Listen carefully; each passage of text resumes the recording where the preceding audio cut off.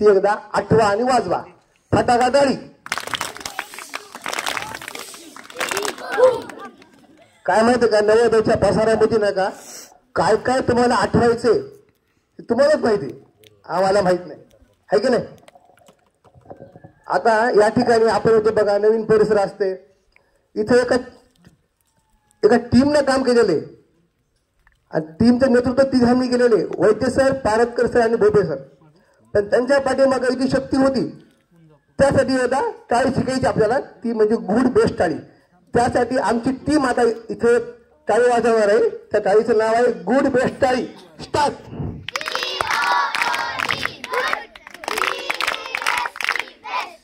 पुन्हा एकदा.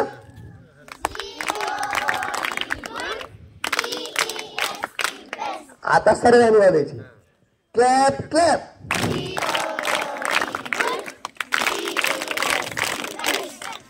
ही टाळी होती या टीमसाठी. आता बघा आपण काय माहिती का, इतर विद्यार्थ्यांना त्यांची भीती कमी व्हावी, त्यांना सगळं आठवावं परीक्षेमध्ये, परीक्षक कोणी आले तर त्यांना भीती वाटू नये, आहे की नाही. आणि पेपरामध्ये काही बी आलं तरी त्याचं टेन्शन घ्यायचं नाही. तर मला सांगा बरं, हे माहिती आहे का परिसर आपला बाहेरचा असतो. पुढे परिसर, हे परिसर आहे.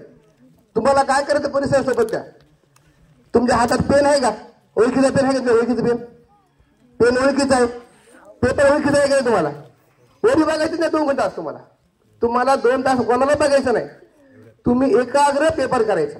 गाडीला कोणी असेल, तुमचा अभ्यास तुम्ही सांगा येत ना, बरोबर का.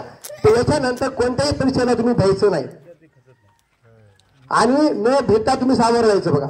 आणि जर तुम्हाला एखादा प्रश्न अवघड वाटला तर एक दीर्घ श्वास घ्यायचा. कसा घ्यायचा, एक दीर्घ श्वास घ्या. प्रति ह्या पद्धतीने एक दीर्घ श्वास आत घ्या, बाहेर सोडा. हा आता माहित कसं, तुम्हाला तुमच्या मेंदूला ताण आला ना की जास्त ऑक्सिजन घेतला का तुमचं काम सोपं होते. त्याच्यामुळे कोणत्याही परीक्षेला भेटू नका. आणि खरंच या ठिकाणी बघा छोटंसं गाव आहे, शाळा छोटी आहे, पण आम्हाला खूप नवीन नवीन पाहायला भेटेल ते बघा. आणि आमच्या मुलांना बक्षीस एका दोघांना मिळेल. तर तुम्हाला माहिती का काय करा, या ठिकाणी अनुभव भेटला प्रत्येकाला, आणि त्या अनुभवाची शिदोरी तुम्ही आता घेऊन जा आणि हा पेपर घरी आता परत तुम्ही सोडवायचा. ठीक आहे, धन्यवाद सर.